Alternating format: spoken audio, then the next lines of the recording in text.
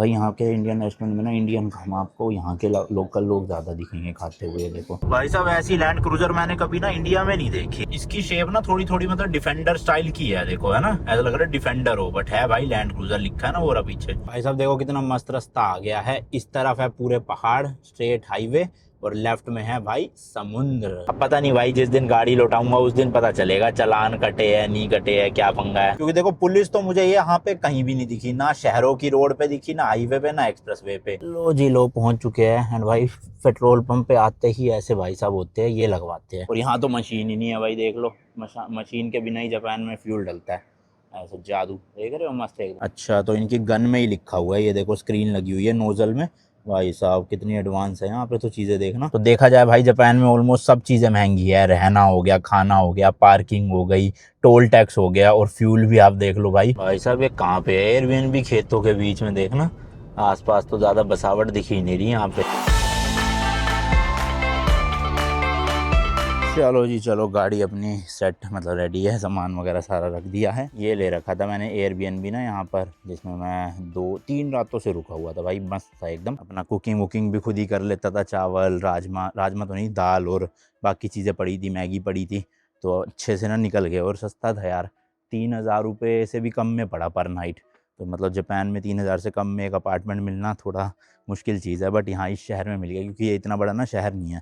तो आपने देखा होगा, मैं डोरेमोन के गांव गया था टाकाओका, उसी के जस्ट 30-40 किलोमीटर दूर, 30-40 मिनट दूर ये वाला शहर था। बाकी यार एक और नया दिन, एक और नई जर्नी। मैं हूं अभी जापान के एक खूबसूरत और छोटे से शहर टोयामा में, एंड आप देख रहे हो भाई जापान रोड ट्रिप का एक और नया एपिसोड। इस ट्रिप पे भाई मैं इस वाली रेंटल गाड़ी को लेके निकला हुआ हूँ जापान की मेजर सिटीज या छोटे मोटे जो गाँव हैं उनको एक्सप्लोर करने के लिए, वो भी बाय रोड। काफी सारी जगह मैं ऑलरेडी एक्सप्लोर कर चुका हूँ, Tokyo, Osaka, Kyoto, Mount Fuji, then एक विलेज था शिराकावागो, और फिर यहाँ पे आया था मैं। एंड आज की ये जर्नी होने वाली है भाई शिनचैन के गाँव में। जी हाँ भाई, जो हम कार्टून देखा करते थे शिनचैन, तो उसी के गांव में हम जाने वाले। जैसे मैं डोरेमोन के गांव में गया था, वैसे ही जापान में ना एक शिनचैन का भी गांव या शहर है जिसका नाम है कासुकाबे। और यहाँ से है तो काफ़ी दूर, बट आई है जापान और आप लोगों की डिमांड थी कि अनमोल भाई शिनचैन का गांव ज़रूर दिखाना, तो मैंने कहा चलते हैं भाई। गाड़ी है ही अपने पास है, कितने भी किलोमीटर हो क्या फ़र्क पड़ता है, मस्त एकदम। ये देखो भाई 415 किलोमीटर है, 5.5 घंटे का रास्ता दिखा रहा है। और रास्ते में कुछ खाने के लिए मिलता नहीं है, आपको तो पता ही है, इसलिए आसपास कोई इंडियन रेस्टोरेंट जाके अभी पेट पूजा कर लेता हूँ। मैं आज निकला भी लेट था, क्योंकि इस वाले अपार्टमेंट का चेकआउट लेट था। 12 बजे निकला हूँ आराम से, तो खा पी के भी रुकते रुकाते भी 6-7 बजे पहुंच जाऊंगा आराम से, क्योंकि वहाँ पे भी जो एयरबीएनबी है उसका चेक इन है 4 बजे, 4-4:30 बजे का शाम को। तो मैंने कहा फिर जल्दी पहुंच के करूंगा भी क्या, जब चेक इन ही नहीं मिलेगा, तो आराम से घूमता फिरता जाऊंगा। साथ ही में भाई गाड़ी की रेंज जो है वो सिर्फ 30 किलोमीटर की बची है। ये देखो, ये जो फ्लक्चुएशन हो रही है ना, ये गाड़ी में नहीं हो रही, ये मेरे कैमरे से हो रही है। तो आज फ्यूल भी डलवाना है इसमें। अभी मैं वैसे पहले 2 बार फ्यूल डलवा चुका हूँ, 15 लीटर करके, 3-3 हज़ार येन के आसपास का डलवाया था। बट आज आपको दिखाऊंगा कि जापान के पेट्रोल पंप कैसे होते हैं और कितने रुपए पर लीटर यहाँ पे पेट्रोल या डीजल पड़ता है। ठीक है जी, चलो पहले किसी इंडियन रेस्टोरेंट चल के खाना पीना खाया जाए। यार रेस्टोरेंट तो बिल्कुल पास में ही है, 200 मीटर दिखा रहा है। मैंने कहा गाड़ी क्या ले जानी, वहाँ फिर पार्किंग करनी पड़ेगी। और हाँ, ये जो गाड़ी की पार्किंग थी, ये 700 येन पर डे में पड़ी मुझे, यानी इंडिया के 400 रुपये, जो जापान के स्टैंडर्ड्स के हिसाब से भाई काफ़ी सस्ती है। मतलब 24 घंटे के 400 रुपये आप पे कर रहे हो इंडिया के। वैसे तो भाई 24 घंटे के 2-2 ढाई रुपये हैं।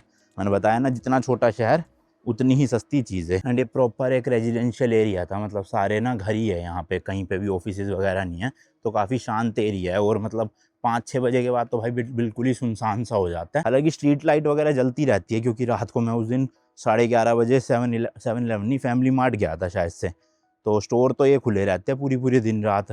बट वही है, यहाँ के लोग ज़्यादा ना घरों से निकलते नहीं हैं, अपने घर में ही रहते हैं, एक दूसरे से मिलना जुलना नहीं होता यहाँ पे।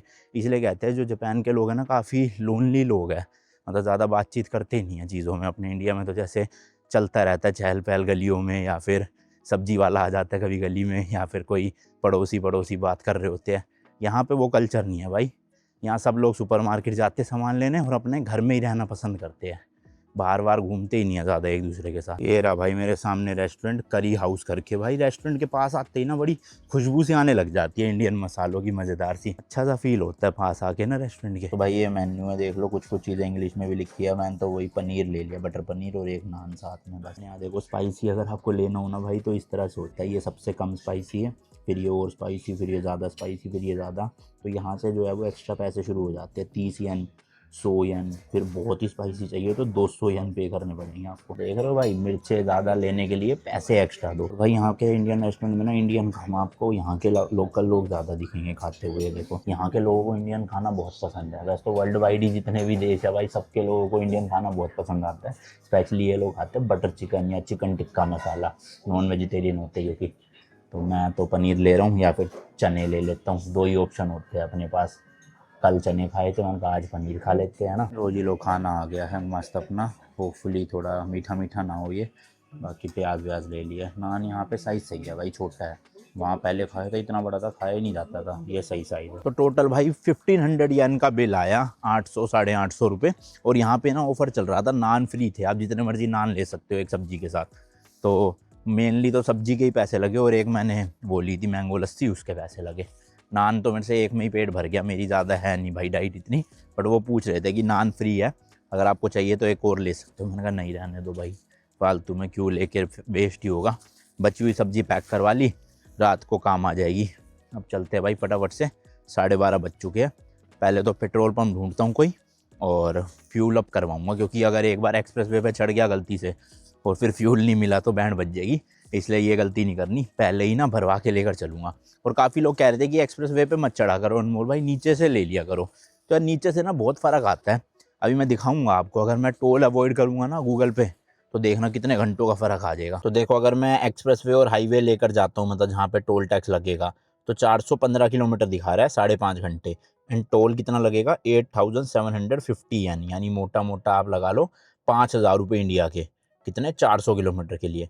और यही अगर मैं सेटिंग में जाके कर दूं अवॉइड टोल, ये सबसे पहले वाला, तो अब देखो अवॉइड टोल कर दिया, अब रास्ता बन जाएगा 8 घंटे 21 मिनट का। हालांकि किलोमीटर कम हो गया है, 341 किलोमीटर।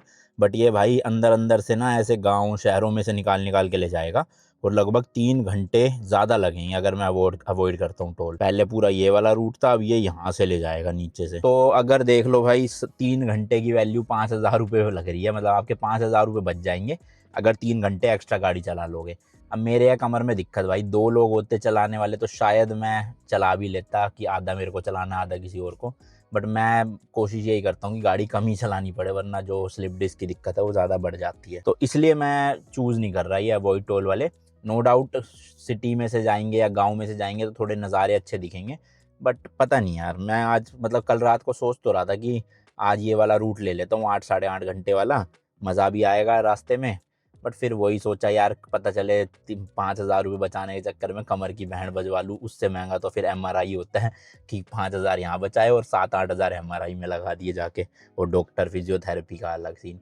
वैसे खैर 3 घंटे में ऐसा होना तो क्या ही है। अभी आपको दिखाता हूँ कि अगर कोई पेट्रोल पंप ढूंढना है ना, तो देखो गूगल मैप पे जाना है, यहाँ लिखा आता है पार्किंग नहीं, सॉरी कहाँ गया पेट्रोल, मोर पे जाओगे तो ये सर्विसेज में नीचे पेट्रोल लिखा है ना, इस पर क्लिक करना है। अभी आसपास के जितने भी पेट्रोल पंप होगा सब बता देगा। जैसे नियरेस्ट जो है वो 240 मीटर पे है। तो ये देखो भाई, यहीं की डायरेक्शन लगा लेते हैं फटाफट, सिर्फ 2 मिनट दूर है। तो पहले फ्यूल ही भरवा लिया जाए। ये आ गया हूँ भाई मैं मेन रोड पे, और आई गेस वो रहा सामने, नहीं वो नहीं है, थोड़ा सा और आगे है। चलो ये रहा ये लिखा है ना ENEOS, इस वाले ब्रांड से भरवाएंगे आज।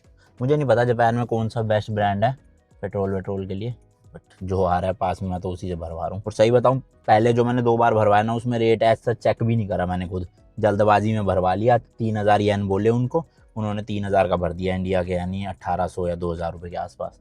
बाकी आज एग्जैक्ट कैलकुलेशन लगाएंगे पर लीटर कितने का आ रहा है। कट मिस हो गया भाई मेरे से ना पेट्रोल पंप पे जाने का। ये देखो ट्रैम आ रही है पीछे से, बड़ी ही मॉडर्न ट्रैम है, यूरोप में भी नहीं दिखती थी ऐसी ट्रैम, तो है ना, नई सी है बड़ी। ये देखो पीछे से ऐसी लगती है। लो जी लो पहुंच चुके हैं। एंड भाई पेट्रोल पंप पे आते ही ऐसे भाई साहब होते हैं, ये लगवाते हैं। और देखो कैसी सी मशीन है भाई, गन। तो ये बता रहे हैं कहाँ लगानी है, थोड़ा और आगे ले लेते हैं बस। चलो जी उतरते हैं और दिखाता हूँ। देखो भाई इस तरह की ना मशीनें नहीं, ऊपर ही लगा होता है और इसी में से लटक के ऐसे पाइप सा आ रहा होता है, और वो मशीन होती है। सबसे पहले ये कार्ड ले लेंगे या कैश ले लेंगे आपसे, और मशीन में जाके पर्ची कटवाते हैं। फिर पर्ची कटने के बाद पेट्रोल, राइट, हाँ लाल वाला है पेट्रोल। चलो जी फुल टैंक करवा लेता हूँ, क्योंकि जब गाड़ी वापस देनी है वैसे भी उनको फुल देनी है, और अभी तो 500 किलोमीटर चलेगी, 500 से भी ज़्यादा। तो भाई कार्ड तो पता नहीं चला नहीं इनकी मशीन में मेरा, तो मैंने 10,000 येन इनको कैश दे दिए। अब जितने का भी आएगा देखते हैं, बचे हुए पैसे दे देंगे। मेरे हिसाब से 40 लीटर की तो टंकी होगी इसमें, है ना। तो 40 लीटर के हिसाब से अभी आता है। तो यहाँ रेट क्या है कहीं लिखा ही नहीं भाई, यहाँ पे ना इस मशीन में लिखा, और यहाँ तो मशीन ही नहीं है भाई। देख लो मशीन के बिना ही जापान में फ्यूल डलता है, ऐसा जादू। देख रहे हो मस्त है। अच्छा तो इनकी गन में ही लिखा हुआ है, ये देखो स्क्रीन लगी हुई है नोज़ल में। भाई साहब कितनी एडवांस है यहाँ पे तो चीज़ें देखना। पूरी जो पेट्रोल डलने वाली गन है उसी में ही स्क्रीन लग रही है कि कितने लीटर डल रहा है। तो ऐसे यहाँ पे पता चल जाएगा फुल। मेरे हिसाब से 40 लीटर के आसपास आना चाहिए, और फिर जितने लीटर होगा प्राइस उस हिसाब से कैलकुलेट करेंगे, तो अपने को पर लीटर प्राइस आ जाएगा अंदाज़ा। क्योंकि ना देखो यहाँ पे लिखा तो हुआ है ये रेट अलग अलग चीज़ों का, बट कौन सा क्या है पता नहीं चल रहा। मेरे को जहाँ तक लग रहा है कि 175 येन जो है वो बीच वाला पेट्रोल है, और 157 डीजल होगा, और जो सबसे टॉप है वो प्रीमियम वाला पेट्रोल होगा 186। बाकी एक बार ट्रांसलेट करके देखता हूँ। हाँ सही करा कैलकुलेट, 175 येन पर लीटर पेट्रोल ही है। तो इसको 1.66 से अगर हम डिवाइड करेंगे ना तो आ जाएगा। कितना आया देखते हैं, हाउ मच लीटर, 37.3 लीटर जैसे कि मैंने कहा था। तो 175 इंटू 37, अब देखते हैं अपना अमाउंट कितना बनता है। यार इंग्लिश में नहीं है इनकी ये मशीन, पर ये अच्छा है कि यहाँ पे स्टाफ होता है। मतलब यूरोप में तो आप जाओगे वहाँ पे तो स्टाफ ही नहीं होता, खुद ही भरना है आपको, सब कुछ खुद ही करना है। और वहाँ पे खैर इंग्लिश की दिक्कत नहीं होती, इंग्लिश होती है हर जगह। इस तरह का देखो स्टेशन भी बना होता है, कुछ आपको इंजन ऑयल, ब्रेक ऑयल ये सब लेना हो तो वो भी ले सकते हो। ये देखना भाई छोटी छोटी गाड़ियाँ रखी हुई है इन्होंने, मस्ती लग रही है ना बड़ी। Okay thank you. तो भाई अपना टोटल डला है 6639 येन का, बाकी इन्होंने चेंज दे दिए। तो अभी हिसाब बिठाते हैं ज़रा। तो ये देखो भाई 175 डिवाइडेड बाय 1.66, 105 रुपये लीटर है भाई साहब पेट्रोल। यहाँ महंगा है काफ़ी। इंडिया में तो मेरे ख्याल से राजस्थान में सबसे महंगा है जहाँ तक मुझे पता है, वहाँ भी शायद तो 98 या 99 रुपीज़ है। कोई बताना कमेंट्स में एक बार, मेरे को ध्यान नहीं आ रहा। बट यहाँ तो भाई साहब बहुत महंगा है देखा जाए इंडिया से भी। 175 पर लीटर हो भाई साहब, येन मतलब। तो देखा जाए भाई जापान में ऑलमोस्ट सब चीज़ें महंगी है। रहना हो गया, खाना हो गया, पार्किंग हो गई, टोल टैक्स हो गया, और फ्यूल भी आप देख लो भाई 170 पर लीटर पेट्रोल है। क्रेजी भाई क्रेजी। हालांकि अपनी गाड़ी ना 18.8 या 19 के आसपास की एवरेज दे रही है, और 1290 किलोमीटर चल चुकी है। आज का मिला के लगभग 1700 किलोमीटर हो जाएंगे पूरे इस ट्रिप के ना। तो देखा जाए तो अगर 105 डिवाइडेड बाय 19 भी करूँ मैं, 105 डिवाइडेड बाय 19, तो 5 रुपये लीटर, 5.5 रुपये किलोमीटर पड़ रहा है मुझे गाड़ी चलाना। जो टैक्सी से तो ऑब्वियसली भाई बहुत बहुत बहुत बहुत ही सस्ता है, और टोल टैक्स वगैरह मिला दोगे तो शायद से बुलेट ट्रेन से महंगा पड़ेगा जहाँ तक मुझे लग रहा है। बाकी चलो ठीक है, लेट्स गो निकलते हैं। बट भाई ये मशीन पहली बार देखी मैंने किसी भी देश में जिसके नोज़ल पे स्क्रीन लग रही थी, और मशीन थी नहीं, ऊपर से बस पाइप लटका हुआ था, और नीचे आके ऐसे भर दो सीधे।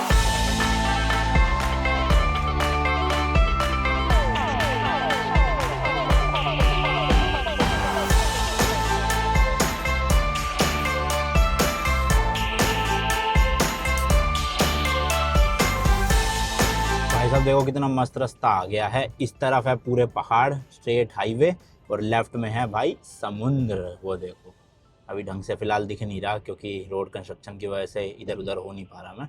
और भाई बड़ी ही सुंदर जगह है, मज़ा आ रहा है आज ड्राइव करके ना। मोटा मोटा 70-80 किलोमीटर हो चुका है, और कितना 1 घंटा ही हुआ है लगभग। कम ही हुई है यार स्पीड मेंटेन देखा जाए तो फिर। और आज भी भाई टनल ना बहुत सारी आ रही है, हालांकि इतना ज़्यादा पहाड़ी इलाका दिख नहीं रहा था मुझे, और पता नहीं यार क्यों इतनी टनल ही टनल हर जगह पे, और लंबी लंबी टनल है। ये वाली टनल तो वेल लिट अप है, देखो लाइट है लाइट।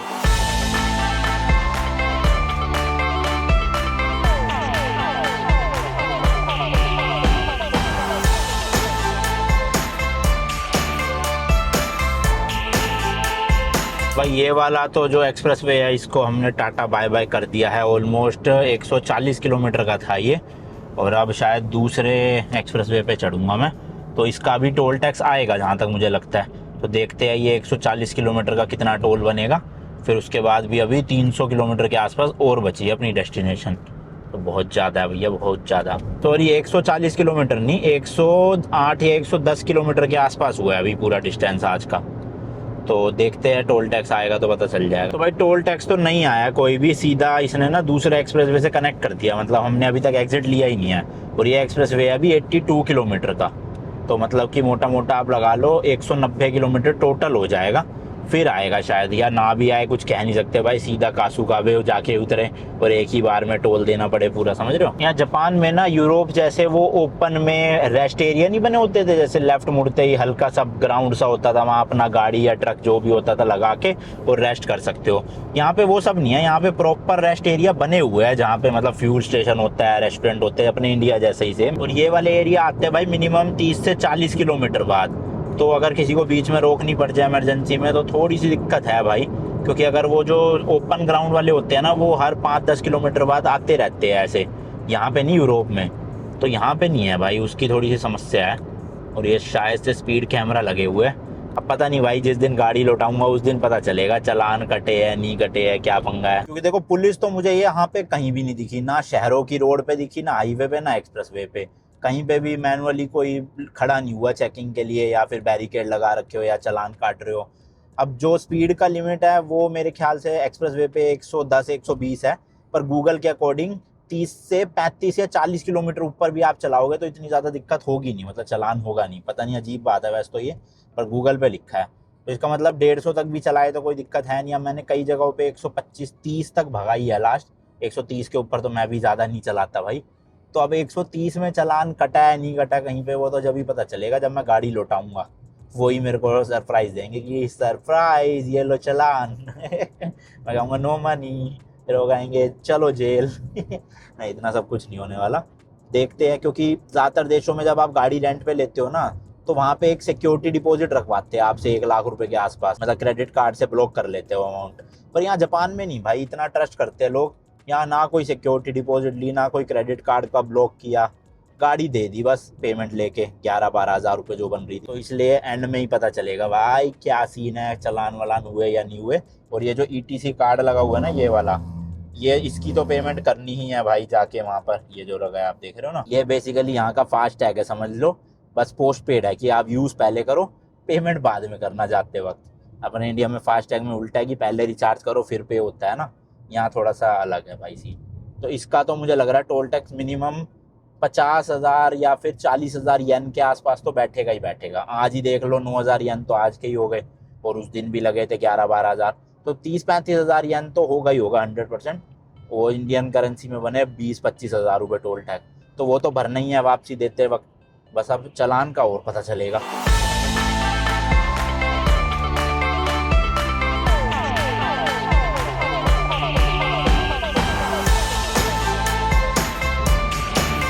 तो ये देखो भाई पार्किंग का जो है वो साइन आ गया है लेफ्ट में, मतलब कि आपको ब्रेक व्रेक लेना हो तो दिखाता हूँ मैं आपको कैसा होता है यहाँ पे रेस्ट एरिया।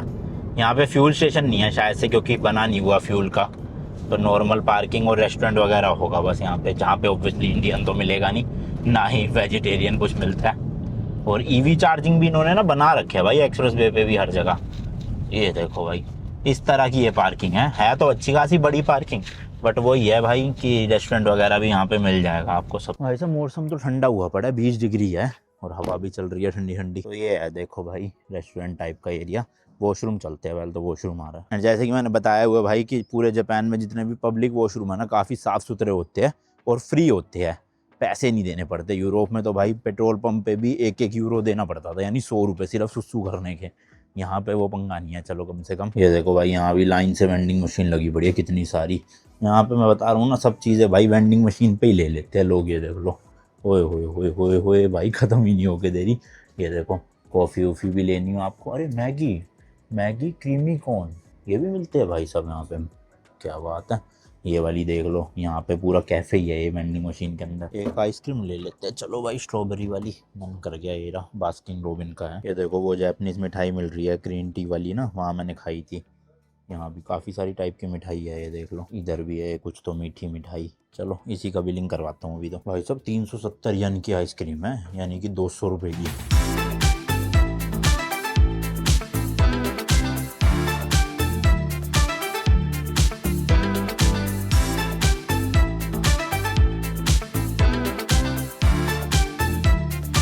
चलो जी ये वाला एक्सप्रेस वे भी छोड़ने का टाइम आ गया है। 222 किलोमीटर जो है वो बचे हुए हैं, मोटा मोटा 200 किलोमीटर हो चुके हैं लगभग, आप समझ लो। ये यूइडा टकासी वाले रोड पे हमें लेना है अब देखते हैं यहाँ पे टोल टैक्स आएगा या फिर नहीं आएगा। हो सकता है डायरेक्ट ही भाई दूसरे एक्सप्रेसवे पे चढ़ जाए हमें ना। हाँ मेरे ख्याल चढ़ गए हैं। अब ये ना दूसरे एक्सप्रेसवे से कनेक्ट करेगा हमें जो 118 किलोमीटर का है। नाम है कैने इट्सू एक्सप्रेसवे। चलो जी, मतलब वो मेरे को लग रहा है अब एंड में जाके ही आएगा टोल टैक्स।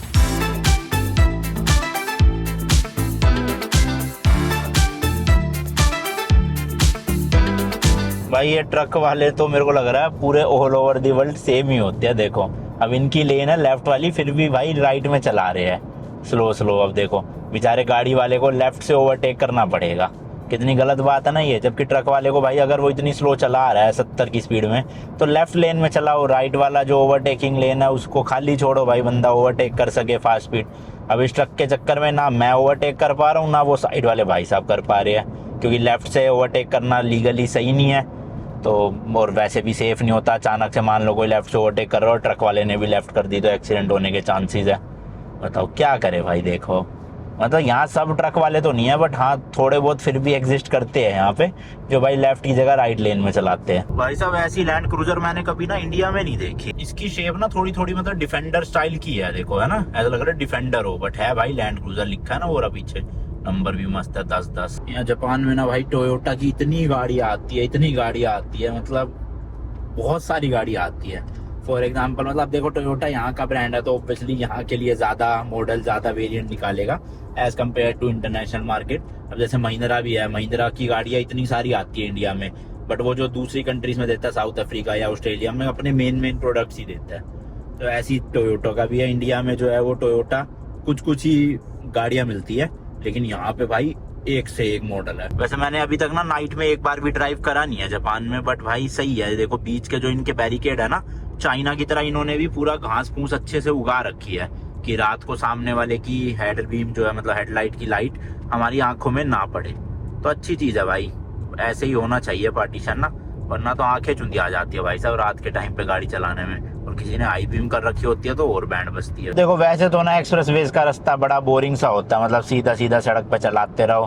पर यहाँ पे थोड़ा आप देखो अच्छा सा वो आया है सामने सीनरी टाइप की ना, पहाड़ वहाड़ मस्त ग्रीन एकदम, तो अच्छा लग रहा है देख के। वरना इतनी देर से भाई टनल ही टनल आई जा रही थी, टनल ही टनल, दिमाग की दही हो गई थी टनल देख देख के। और लंबी लंबी टनल भाई, कुछ है ही नहीं आसपास, ना कोई गाँव दिख रहा ना कुछ, वही है। अब उस रूट से जाता ना 8-8.5 घंटे वाले तो दिखता बहुत कुछ, बट क्या है यार मतलब ठीक है। 5-5.5 घंटे की जगह 6.5 घंटे भी होता ना, तब भी मैं उस रूट से चला जाता। पर 8.5 घंटे तो बहुत ज्यादा हो जाता है भाई साहब, 3 घंटे का डिफरेंस। और ये देखो रोड के जो लेफ्ट राइट में ऐसे दीवारें है ना, उसमें भी प्रॉपर ग्रीनरी, प्रॉपर पेड़ वेड़ घास वास सब उगा रखी है।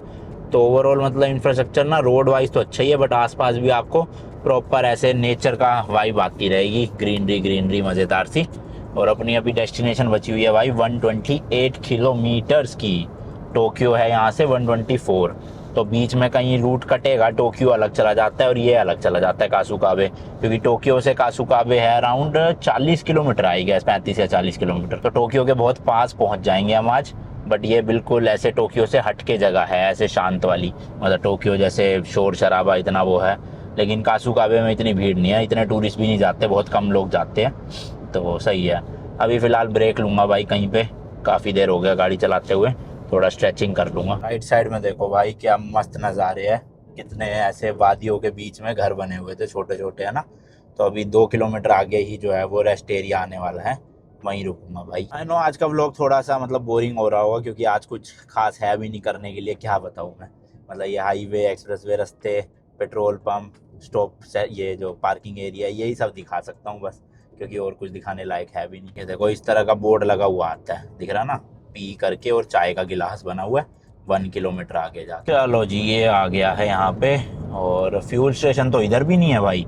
अच्छा हुआ मैं भरवा के आया था सुबह भाई साहब, मेरे को तो दिखा नहीं, क्योंकि एक बार भी फ्यूल स्टेशन कोई भी पड़ी क्या दिक्कत है, ऐसे होना तो नहीं चाहिए यार। इतने 250 किलोमीटर लगभग चला ली गाड़ी, फ्यूल स्टेशन ही नहीं मिलके दिखा रहा अभी तक। भाई साहब यहाँ ट्रक देखना कितने सारे खड़े, लाइन से लगे बड़े, ओए होए गजब भाई।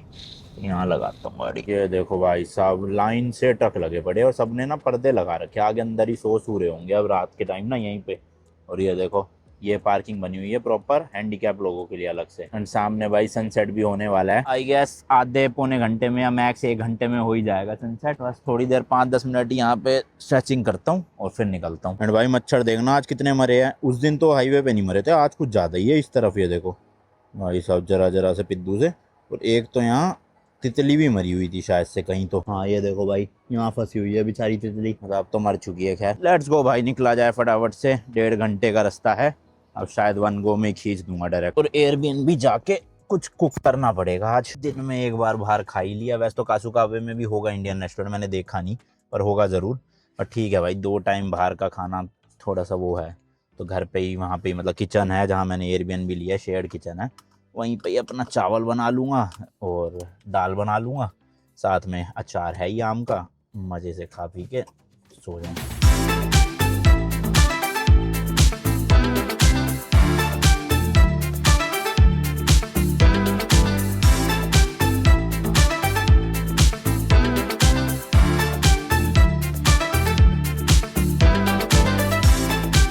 भाई साहब 3 एक्सप्रेस वे चेंज कर चुका हूँ और अब ये 4था एक्सप्रेस वे चेंज करने जा रहा हूँ।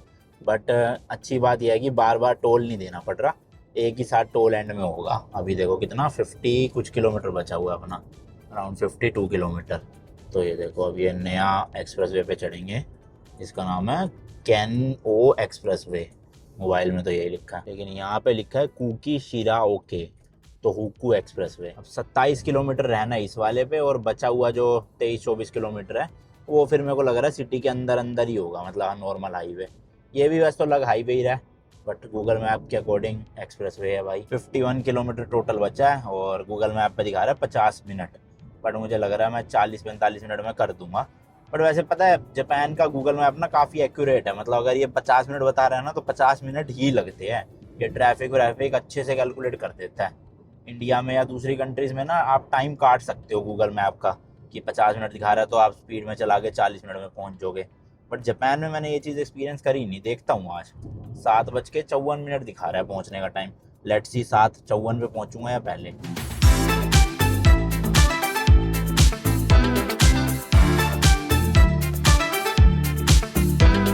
लो जी लो, फाइनली एक्सप्रेस वे का रास्ता सारा खत्म। अब लेट्स सी क्या पैसा बनता है यहाँ पे। 9,300 भाई, ये तो महंगा बना। हाँ मैं उसमें तो 8,000 कुछ आ रहा था, 9,300 यानी का आज टोटल जो है अपना टोल टैक्स बना है। अब यहाँ से 9.5 किलोमीटर है होटल अपना, तो मतलब यहाँ तो क्या ही टोल आएगा मेरे हिसाब से शायद से। तो ये देखो राइट साइड वाला ये जो रास्ता जा रहा है कासुकाबे की तरफ जा रहा है भाई। लेट्स गो, मतलब ऑलमोस्ट आप लगा लो 5,500 या 6,000 रुपये के आसपास जो है वो आज का टोल लगा है इंडियन करेंसी में। कितना, 400 किलोमीटर के लिए, 10 किलोमीटर तो बचा है ना क्योंकि, तो 400 किलोमीटर का 6,000 रुपये टोल भाई। महंगे तो है देखो, नो डाउट। सिटी में तो भाई ट्रैफिक लगा हुआ है, ट्रैफिक तो क्या खैर, मतलब वो जो रेड लाइट है उसकी वजह से ही है जाम थोड़ा बहुत। तो अभी भी गूगल मैप 7:55 ही दिखा रहा है भाई, 1 मिनट बढ़ गया उल्टा, पहले 7:54 था। तो देखा, मैंने कहा था ना भाई एक्यूरेट ही है काइंड ऑफ।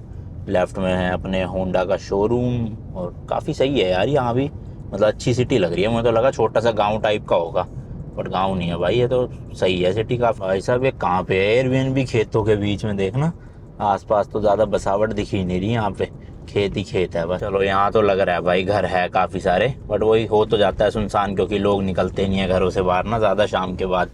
बट वैसे घर वर है तो सही लग रहा है, सेफ एरिया ही है। साइकिल बहुत चलाते हैं भाई लोग यहाँ पे, देखना सारे साइकिलों में ही जा रहे हैं, बुढ़े बुढ़े अंकल आंटियाँ सब साइकिल में ट्रैवल करते हैं आसपास। तो भाई बस ये लेफ्ट वाली गली में मुड़ते ही दिखा रहा है एयरबीएनबी, और फैमिली मार्ट है। चलो यहाँ पे बढ़िया है भाई।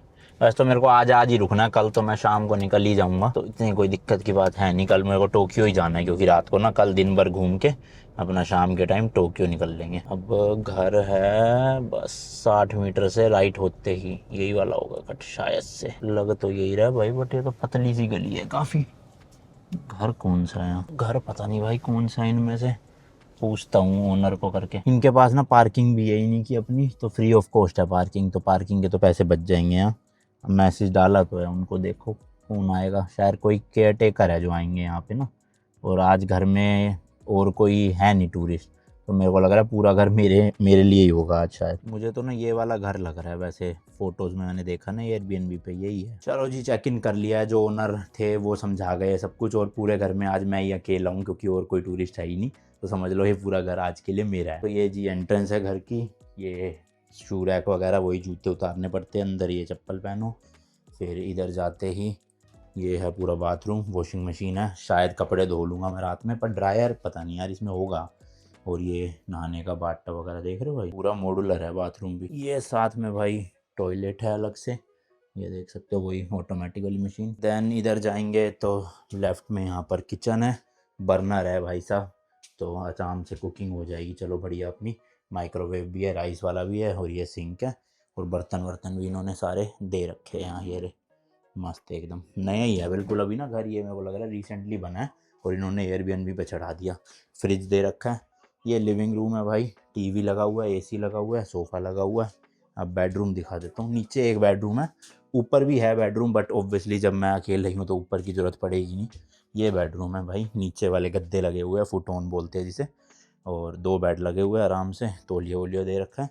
ये स्टोरेज स्पेस हो गई, अलमीरा, यहाँ पे लगेज आ जाएगा अपना। प्रॉब्लम ये है कि इस वाले रूम में जो है एसी नहीं है कहीं पे भी, देखो तो ये तो गर्मी में तो दिक्कत हो जाएगी, कैसे सोऊंगा, तो खिड़की खोलनी पड़ेगी, ना तो पंखा लग रहा है देखना, ना एसी है, और ये स्लाइडिंग भी खुल के नहीं दे रहा, पता नहीं क्यों, वरना लिविंग रूम वाला जो एसी है ना वो चला लेता, उससे थोड़ा बहुत ठंडा हो जाता। बट घर ओवरऑल अच्छा बना रखा है भाई इन्होंने, लुक एंड फील बढ़िया है। चलो भाई खुल गया ये स्लाइडिंग गेट ना, कुछ अड़ा हुआ था इसके नीचे, वो उन्होंने लॉक सा वो खोला तो अब सही है। अब वो एसी चला दिया मैंने, तो यहाँ भी मस्त ठंडा हो जाएगा थोड़ी देर में। लो जी मैं आ गया हूँ फैमिली मार्ट पे, पानी की बोतलें लेनी है, ख़त्म पड़ा था। एक तो भाई ये चम्मच का सेट चाहिए था, ये ले लिया। ये रही भाई पानी की बोतलें, ये सस्ता है 112 का ना, ये ले लेते 2 बोतल, काफ़ी रहेगी अभी के लिए। ये देखो केक्स वगैरह भी है छोटे छोटे ना वेज, और यहाँ पे भाई एटीएम मशीन, फोटोकॉपी मशीन सब लगी हुई है, गूगल प्ले के गिफ्ट कार्ड, और नीचे देखो प्ले स्टेशन वगैरह के भी सारे कार्ड मिल रहे हैं। चलो भाई काफ़ी है इतना आज के लिए। चलो जी चलो, सारा सामान ले लिया, अब चल के जरा चावल और दाल बनाता हूँ। यार प्रॉब्लम क्या है ना, चावल बनाने के लिए इनका जो फ्राई पैन है वो तो बहुत बड़ा है, इसका ढक्कन नहीं है ऊपर का,